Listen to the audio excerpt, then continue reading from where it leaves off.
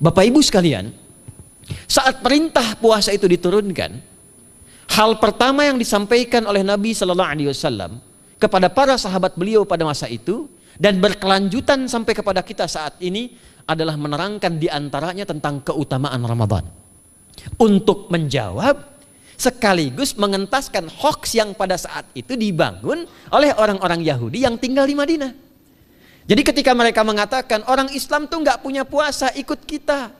Ini puasa yang hebat, puasa yang bagus. Dijawab oleh Allah, turunlah perintah, ya ayyuhalladzina amanu kutiba alaikumus syiyam kama kutiba alal ladzina min qablikum la'allakum tattaqun.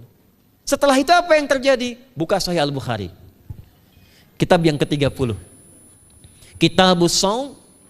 Posisi hadis yang nomor yang kedua di topik ini, riwayat dari Talhah bin Ubaidillah radhiyallahu taala anhu qala Rasulullah sallallahu alaihi wasallam. Perhatikan, ini kalimat pertama yang disampaikan Nabi menyambut kewajiban puasa. As-siyamu junnatun fala yarfuth wa la yajhal. Wa in imru'un qatalahu aw syatamahu falyaqul inni sha'imun marwataini. La khulufu famis sha'imi atyabu 'indallahi yaumal qiyamati min rihil miski yatruku ta'amahu wa syarabahu wa syahwatahu min ajli. Ini poinnya. As-siyamu li wa ana ajzi bihi wal hasanatu bi asyri amthaliha. Kata Nabi, puasa kita ini yang kita tunaikan spesial, beda dengan yang lainnya. Jadi ketika Yahudi mengatakan puasa kami ini puasa yang hebat, yang bagus, yang diikuti oleh umatnya Muhammad sallallahu alaihi wasallam. Turun ayat, komentar Nabi pertama apa? Puasa kita kepada para sahabat, kepada kita semua, ini puasa yang spesial. As-siyamu. Lihat diksinya. Awas Pak ya, Ibu jangan salah baca. As-siyam, bukan asyab. As-siyam. Disebutkan 9 kali dalam Al-Quran. Ada as-saum, ada as-siyam, itu beda. Kalau saum sekali disebutkan dalam Al-Quran, surah 19 ayat 26. Saum itu masih umum, kata umum untuk menunjuk kata imsak, menahan secara umum. Bisa berarti puasa yang ada ketentuan aturan, bisa berarti menahan secara singkat. Apa saja yang bersifat menahan, itu saum namanya. Contoh Sayyidah Maryam misalnya, beliau masih makan. Ya, ayat 24, 25 itu masih makan. Goyangkan pohon korma, jatuh kormanya, makan kormanya. Mau minum, ambil airnya, minum. Masih makan, masih minum. Cuman diminta untuk saum. Apa saumnya? Inni nadhartu lirrahmani sauma falam ukallimal yauma insiya. Jangan bicara pada siapapun. Kamu dituduh, kamu berzina, jangan jawab, biarkan bayinya yang bicara, dan itu mukjizat pertama untuk Isa alaihi salam. Itu nanti dimulai di ayat 31 sampai 33 di surah Maryam surah 19. Tapi beliau diperintahkan saum. Saumnya apa? Jangan bicara. Jadi kalau bapak masih makan, masih minum, cuman gak mau bicara dulu sama ibu, itu saum. Mau kemana Abi? Kok gak jawab? Kenapa nggak bicara? Sedang saum. Saum apa? Nggak mau bicara sama mama. Itu bicara. Contoh. Itu saum. Kalau siam 9 kali disebutkan dalam Al-Quran, itu khusus, spesifik.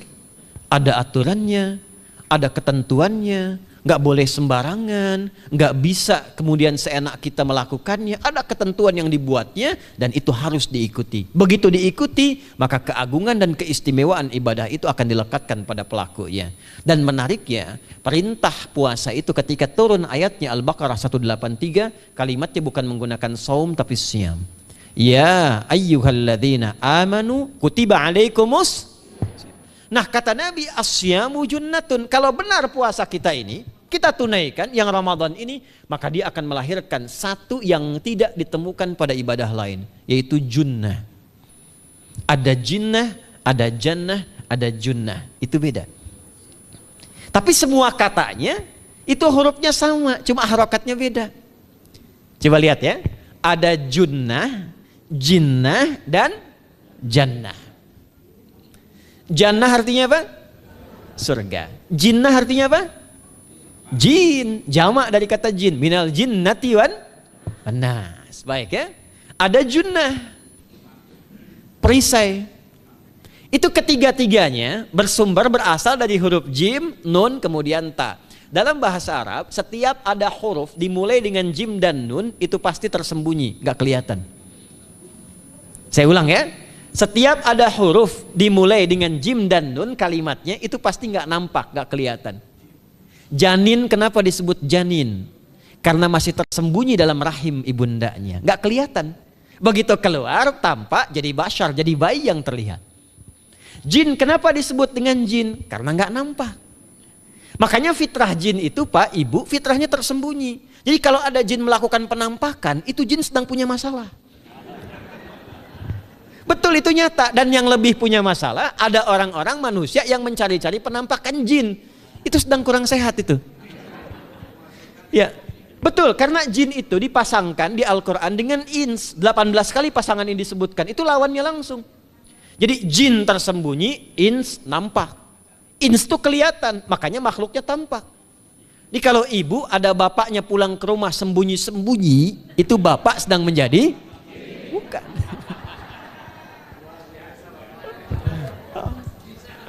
Kalau ibu sembunyi-sembunyi nyari dompet bapak, ibu sedang menjadi? Jin. Itu langsung pasangannya 3 itu. Ins itu seakar dari kata anisa, halus, lembut. Jin kasar, makanya disebut jin. Karena itu jarang ada orang kemasukan jin jadi lembut, tidak ada. Permisi mau ikut kajian sedang kemasukan jin, tidak. Kalau kata-katanya tidak meracau, tindakannya pasti kacau. Karena itu fitrah manusia itu pasti lembut. Kalau ada orang kasar, pasti ada yang salah dalam pergaulannya. Balik. Itu jin. Jannah, kenapa disebut jannah? Karena belum tampak sekarang. Makanya Nabi katakan mala ainun ra'at, nggak sama dengan yang seperti dilihat orang. Nggak kelihatan, nanti kesuksesan tertinggi yang belum tampak disebut dengan jannah karena belum tampak. Junnah itu perisai yang bisa langsung membentengi kita dari setan secara otomatis. Tapi nggak kelihatan. Karena itu kenapa ujung puasa disebut la'allakum tatakun itu dari kata takwa. Takwa itu dari kata wikoyah. Wikoyah itu artinya perisai. Nah, perisainya tidak tampak dalam diri kita. Tapi kalau terbiasa menunaikan ibadah puasa ini, kata Nabi, yang pertama kali akan terjadi pada orang yang puasanya benar, dia akan mendapatkan perlindungan berupa perisai dari Allah, hasil dari latihan puasanya yang dapat membentengi dia dari setan. Jadi ciri khas puasa Ramadan itu kalau sukses ditunaikan, itu akan terjauh dari godaan setan. Setan itu provokator yang memang hanya mengarahkan pada keburukan. Jadi dia nggak kenal benar. Lawannya malaikat. Malaikat nggak kenal salah, Pak. Nah, supaya terbentengi dari itu semua, kata Nabi SAW, kita itu dihadiahi sekarang oleh Allah. Satu ibadah yang kalau dilakukan ibadah itu akan mengakumulasi ibadah-ibadah yang lainnya, yang saat bersamaan dahsyatnya ibadah ini bisa menghadirkan junnah, perisai yang membentengi dari setan. Karena itu ketika dilakukan ibadahnya, saat yang bersamaan bisa ditahan maksiatnya, ditingkatkan amal solehnya. Setan kan ngajaknya pada yang salah kan? Malaikat ngajak pada yang soleh. Ramadan itu keutamaannya kalau sudah tiba Ramadan, itu selalu kita terdorong pada yang saleh dan tertahan untuk yang salah. Itu hebatnya puasa Ramadan. Kalau nggak percaya silahkan Pak Ibu sekalian. Cuman Ramadan yang saat datang waktunya bisa menghentikan orang berbuat maksiat. Nggak percaya cek. Orang yang punya sifat marah semarah-marahnya, itu saat Ramadan bisa berhenti marah. Buka jam 6 kurang seperempat ada yang provokasi. Dia bisa tahan marah tuh, istrinya bingung, tumben Pak nggak marah, entar habis maghrib. Bisa ditahan. Orang dusta bisa nggak dusta. Dan saat yang bersamaan, teman-teman sekalian, Bapak Ibu, itu bisa terdorong berbuat meningkatkan amal soleh. Sekarang kita keluar dari sini, ada yang minta, belum tentu dikasih. Nanti Ramadan tiba, sudah nyatet berapa yatimnya, berapa du'afanya. Amal soleh naik. Sekarang ada orang ketinggalan sholat fardu terlambat masih biasa. Ramadan ketinggalan sunnah itu gelisah. Betapa ibu-ibu para pejuang yang sangat luar biasa itu berjuang memperebutkan saf pertama setelah maghrib untuk menaruh sejadah. Ah, ini pelakunya nih. Tapi itu hebat, Bu. Saya tanya ibu kalau berjuang naruh sejadah setelah maghrib atau bahkan sebelum maghrib, itu sejadah disimpan di saf itu untuk ngejar sholat apa?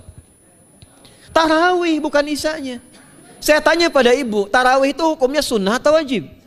Sunnah. Ramadan tuh jangan, kan yang fardu, ketinggalan sunnah bisa gelisah. Itulah Ramadan. Dan pada saat itulah ketika amal soleh dikerjakan, amal salah ditinggalkan, datanglah junnah, itu perisai yang mengikat setan. Itu yang dimaksudkan di hadis Muslim. Di topik yang ke-13 namanya Kitabus Syam. Hadis yang pertama dari sahabat Abu Hurairah.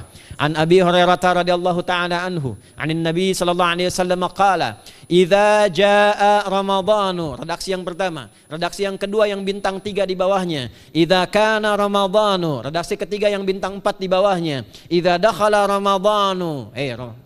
Muhammadiyah itu harus tahu dalil. Ya. Tahu dalil tuh, ya. Idza jaa Ramadhanu, idza kana Ramadhanu, idza dakhala Ramadhanu, futtihat abwabul jannati aw abwabur rahmati. Wa ghulliqat abwabun nari aw abwabu jahannam. Wa sulsilatis syayatinu aw sufidatis syayatin. Ini maknanya. Kalau Ramadan sudah tiba, kata Nabi, maka dibukakanlah pintu-pintu surga. Para ulama berbeda pendapat dalam tafsir tentang hadis ini. Pintu-pintu surga ada yang mengatakan real dibuka. Ada yang mengatakan dengan penafsiran metafor. Pintu surga itu pintunya lewat amalan. Ada 8 pintu surga kata Nabi dalam hadis yang lain. Ya, fil jannati thamaniyatu abwabin, fiha babun yusamma ar-rayanu, la yadkhuluhu illa as-shaimun, fa idza dakhaluhu ughliqa. Di surga itu ada 8 pintu surga. 8 itu ternyata di hadis lain pintunya semua amal soleh.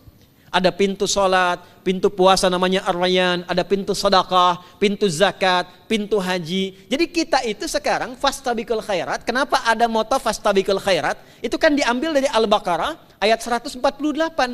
Siapa yang pengen memburu surga, buru di amalannya. Mungkin gak semuanya bisa dikerjakan. Kalau tidak semuanya, ambil salah satu yang paling disukai, konsisten di situ. Walikulli wijhatun huwa muwalliha. Setiap orang pasti punya kecenderungan untuk beramal. Ada yang senang puasa, ada yang senang tahajud, ada yang senang sedekah. Fastabiqul khairat, silahkan berburu, berlomba untuk mengerjakan apa yang disenangi itu. Itulah pintu surganya. Nah, saat Ramadan, semua pintu surga itu dibuka, Pak. Makanya kita senang kerjakan, sholatnya meningkat, sedekah meningkat, ngaji Quran meningkat. Saat yang bersamaan pintu neraka ditutup. Ada berapa pintu neraka? Ada berapa? Kalau pintu surga berapa tadi? 8. Hadisnya jelas, sahih dalilnya. Pintu neraka berapa? Bukan. Pilih. 6 atau 8? Yang 6 angkat tangan. Bukan 6, bukan 8, 7. Dalilnya apa? Dalilnya Quran surah Al-Hijr, surah ke-15. Ayat ke-44. Surah ke-15 Al-Hijr ayat ke-44. Neraka ada 7 pintu. Dan dalam setiap pintunya nanti ada 19 malaikat yang menjaga. Alaiha tis'ata asyar. 7 pintu ini khusus Ramadan ditutup. Dan hati-hati, nama neraka itu ada 2 nanti. Neraka yang membakar, ini mungkin jadi baru informasinya bagi sementara orang. Neraka yang membakar dan neraka yang membekukan. Jadi ada 2 sifat. Saya ulang ya, neraka yang membakar dan neraka yang membekukan. Yang membakar disebut dengan Jahannam, yang membekukan disebut dengan Zamharir namanya. Zamharir. Jadi kalau ada orang masuk neraka, itu cuma 2 pilihannya, dibekukan atau dibakar. Jelas ya? Makanya kita dikasih pendahuluan, ada musim panas, musim dingin. Supaya merasakan, nih orang musim dingin nih pakai lapisan-lapisan baju. Musim panas cari pendingin. Kamu sekarang cari pendingin, kata Allah, di neraka nggak ada AC. Kamu sekarang pakai berlapis-lapis, di neraka beku. Jahannam itu nama apinya. Jadi nar yang membakar itu nama apinya Jahannam. Jahannam itu nama apinya. Untuk membedakan dengan api yang ada di dunia dan api yang bahan bakarnya jin dan setan saat diciptakan. Setan itu dicipta dari api. Ya, setan kan asalnya dari iblis. iblis dari jin. Setan Al-Baqarah ayat 36. Dari iblis Al-Baqarah 34. Iblis dari jin, Quran surah Al-Kahf ayat 50.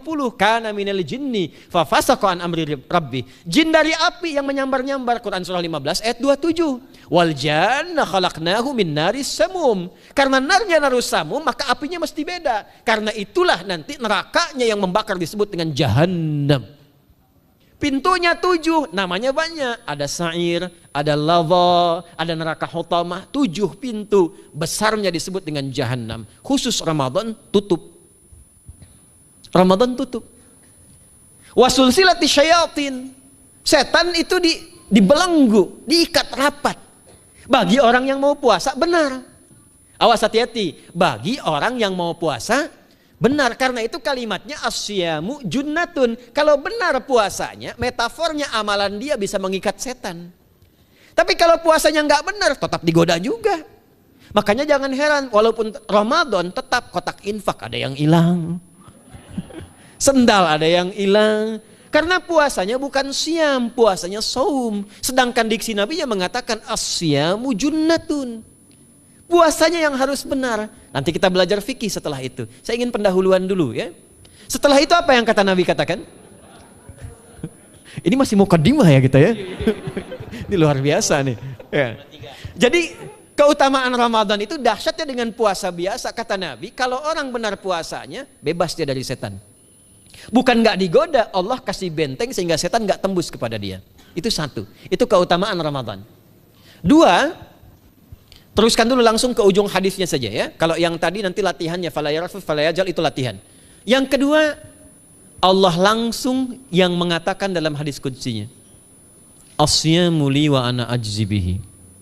Khusus Ramadan, kalau ditunaikan dengan benar, maka semua yang puasa itu aku langsung yang memberikan takaran pahalanya.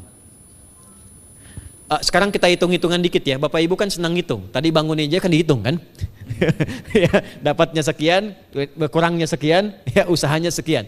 Sekarang kita ngitung pahala nih. Ada rumus hitung pahala dalam Al-Quran. Ya, saya tanya sebentar. Kalau satu kita kerjakan ibadah, pahalanya berapa? 10. Dalil. Apa dalilnya? Quran surah ke-6 ayat 160.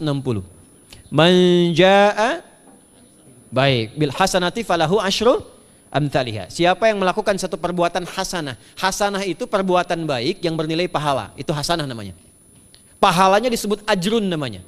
Lahum ajrun ghairu mamnun. Jadi perbuatan baik yang bernilai pahala disebut apa? Hasanah. Ya, eksekusinya, implementasinya disebut amal soleh.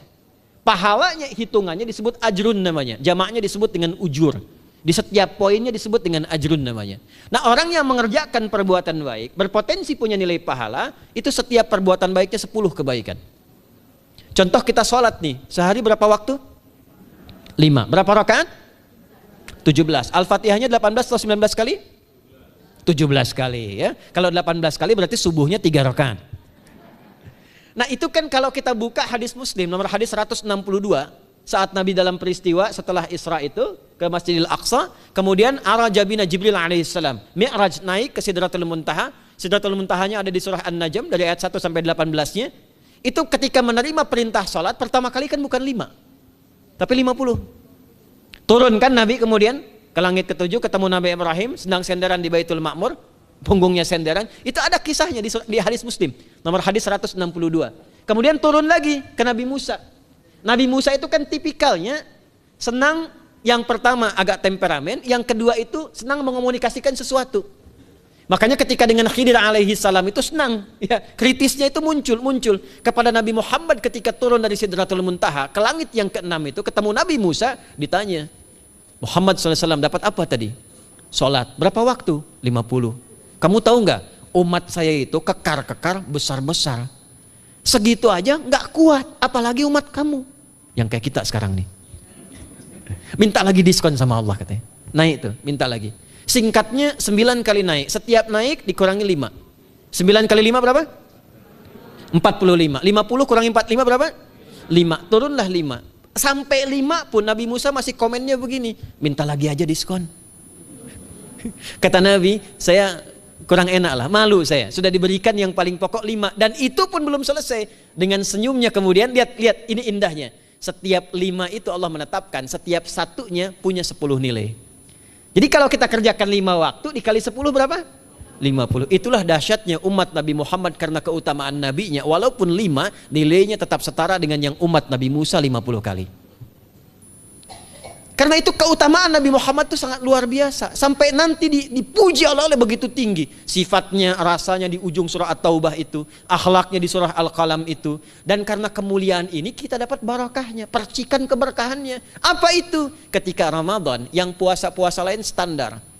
Puasanya umat Muhammad SAW, setiap puasanya itu pahalanya dilipat gandakan tak terbatas. Allah langsung menilai keikhlasan pada hambanya. Paling minimal kalikan 10 kali lipat lagi dari hari biasa. Wal hasanatu bi asyri amthaliha. Jadi kalau sekarang baca Quran sekarang ini, satu hurufnya berapa? Tahu dari mana? Ya, di At-Tirmidzi nomor hadis 2910. Man qara'a harfan min kitabillahi falahu asyru hasanat. Setiap ada orang baca satu kitabullah dengan syarat dia mukmin, muslim, baca satu huruf dari kitabullah, dapat 10 kebaikan. Satu hurufnya 10, Bu, Pak. Walam aqul alif lam mim harfun, saya tidak katakan kata Nabi alif lam mim satu huruf, walakin alifun harfun, lamun harfun, mimun harfun, walikulli harfin asyru hasanat. Tapi alifnya satu huruf, lamnya satu huruf, mimnya satu huruf, setiap hurufnya 10 kebaikan. Saya kalau ada papan tulis, saya turunkan ini pakai syarah ilmu arud. Itu dahsyat lagi. Arud itu menuliskan apa yang dikatakan, bukan menuliskan simbol yang ditunjukkan. Jadi kalau kita bilang alif, tulis alif. Dan alif itu kan ada 3 huruf, hamzah, lam, fa. Hamzah berapa huruf? Tulis lagi hamzah. Itu baca Quran kalau ikhlas, pahalanya berlipat. Paling standar satu hurufnya 10. Dan hampir nggak ada orang baca Quran cuma satu huruf. Nun. Udah dulu 10 lumayan. Nggak ada. Pasti banyak itu. Dan Ramadan lebih meningkat lagi. Dan dikalikan 10 lagi, itu paling standarnya satu huruf 100, Pak, Bu. Makanya Ramadan itu limpahan pahala. Rugi orang kalau nggak ibadah saat Ramadan itu. Nabi aja itu tadarusan Quran sekali khatam. Saat tahun meninggalnya 2 kali khatam untuk ngejar kemuliaan-kemuliaan, contoh bagi kita. Itu Ramadan. Jadi ini yang pertama menjadikan kita mesti sadar Ramadan beda dengan bulan biasa. Maka disampaikan oleh Nabi yang pertama ada pelipat gandaan pahala. Yang kedua ada perisai yang bisa menjauhkan kita dari setan. Yang ketiga, saya tutup mukadimahnya, yang ketiga, hanya Ramadan yang siang malam melahirkan ampunan Allah Subhanahu wa taala. Siang malam. Kita kalau mau nyari ampunan itu bisa kapanpun minta ampun. Tapi ada waktu-waktu yang sangat strategis dan tempat-tempat yang sangat efektif mempercepat mengabulkan doa.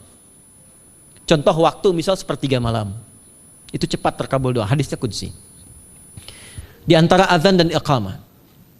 Waktu singkat di waktu Jumat, ada yang menafsirkan antara duduk khutbah, 1 dan 2, ada yang menafsirkan waktu asar menjelang ke maghrib.